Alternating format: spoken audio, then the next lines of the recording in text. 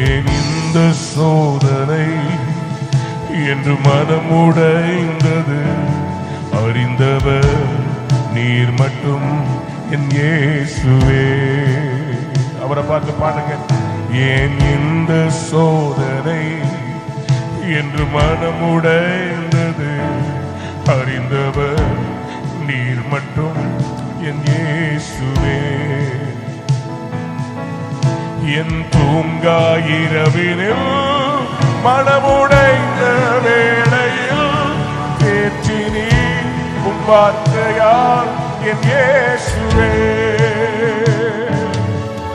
என் தூங்கா இரவினில் மனமுடைந்த வேளையில் தேற்றி நீ உன் வார்த்தையால் என் இயேசுவே.